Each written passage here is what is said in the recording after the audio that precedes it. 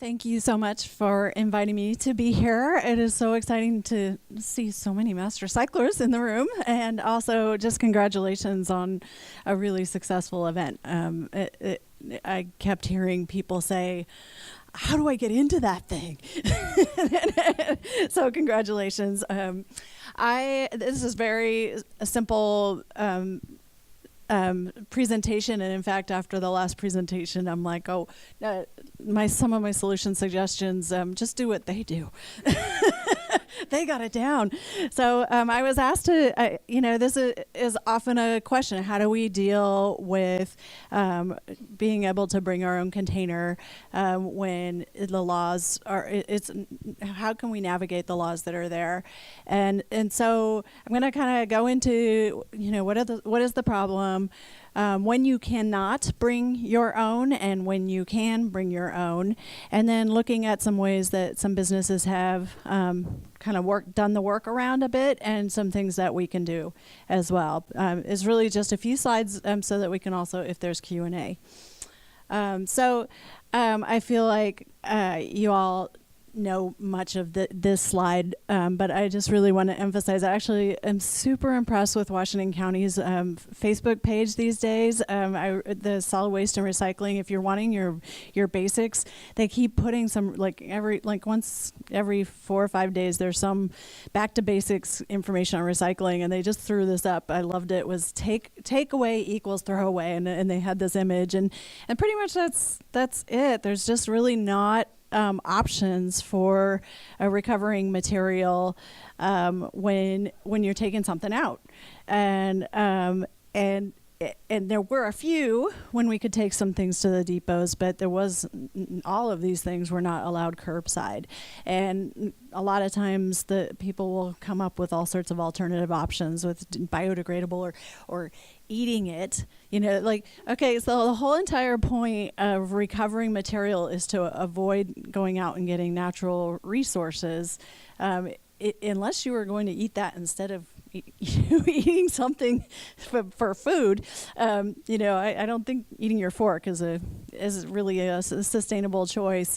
And really all of it is not about recovering it as much as to avoiding the incredible, beautiful natural resources that we have, and not having to go out and get them again. And so this one-time use that you may use it for 15 minutes is just a shame. And again, I know that this group knows this well, so I'm not going further on that. So one thing that seems like a natural response is to be able to go ahead and bring your own container.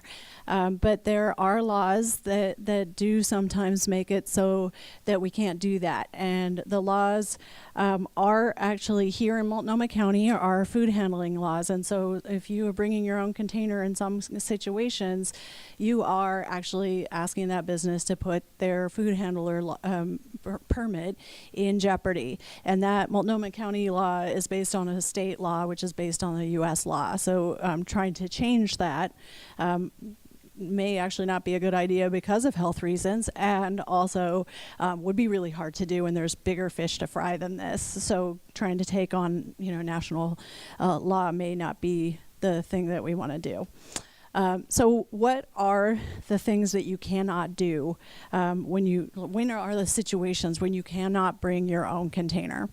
Anywhere basically that you are putting your container over the counter, and they are using prepped food, that the law talks about potentially hazardous food.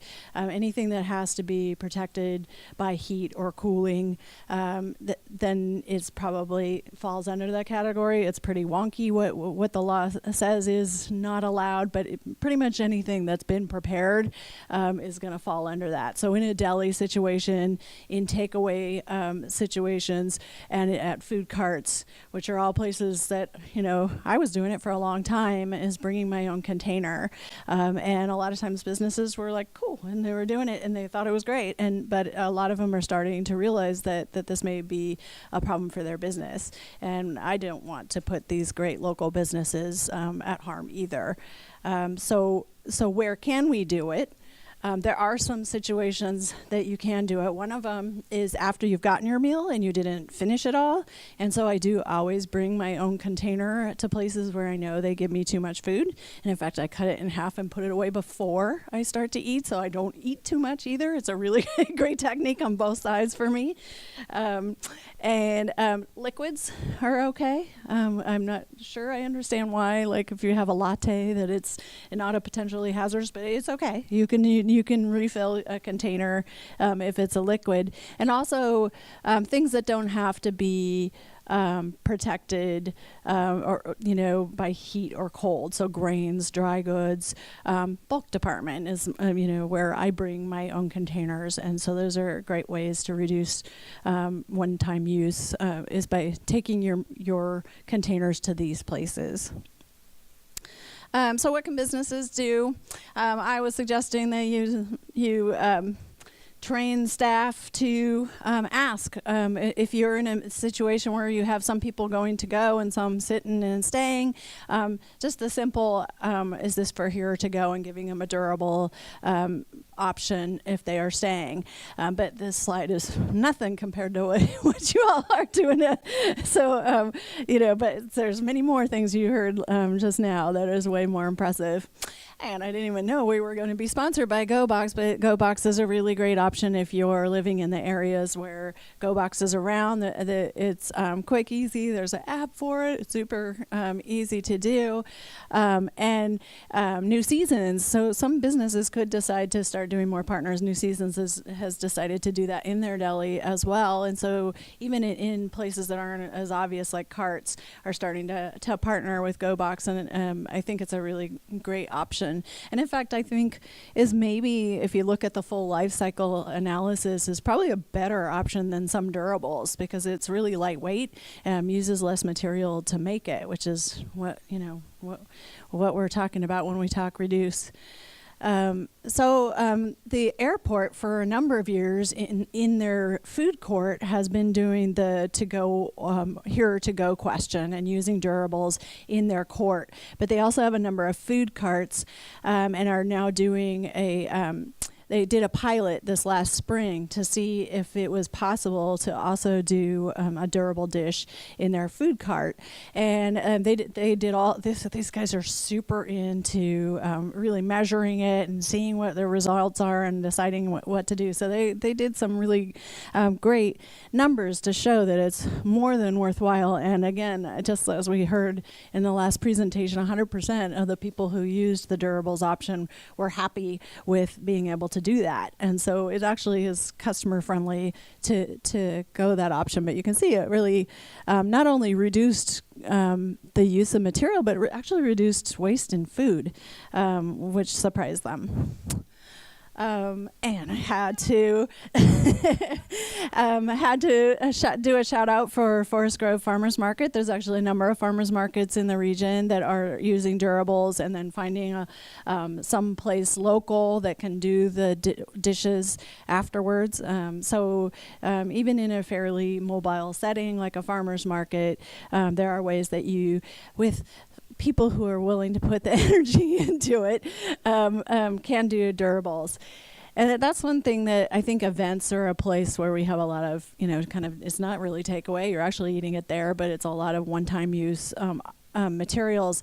And if you don't partner with GoBox to do it, one place you could do is they're doing at Edgefield is having all of your materials, your fork, your spoon, your cup, your container, your plate, everything that's handed to the customer all be number 6 plastic. And that way all of the material can be recycled together at Agilix. And that is what they're doing at Edgefield concerts. So there are ways that you could get that material recycled if there's no other option that you have. And then I just really like to do some thinking about what am I doing in my personal life that, not sweat the small stuff, these one-time things. When I end up with a thing that I got to throw away, I try to think about the times in my life when I'm ending up with a lot of stuff. And I personally have a hard time getting myself to sit down and just eat my food. I think it's kind of sad. 25% of Americans eat their food, or 25% of meals in America are eaten in a car. And I think that number's kind of low if you look at my life. So so I'm kind of wondering. And so these are places where, I know I need to make a pledge more, because these things, they have to design the food so that you can actually hold it while you're driving, right? So just sit down and eat is something I'm focusing on. And then also a lot of the times that takeaway has to happen is at your lunch. So bringing your own lunch, or I love the, when we used to work in the Eco Trust building, having a partnership with the people who work in the building with the restaurants that are there to, share the plates as long as you keep bringing them back and things like that. But, using those durables during lunch is going to make a big difference. It's those day-to-day routines that build up. And so that's where I'm encouraging folks to think. And then, of course, in these situations, to use your durables. So I see of master recyclers out there, and but if you're thinking about being a master recycler, this February class is coming up in Multnomah County, and applications are open till mid-December. So I do encourage you to apply.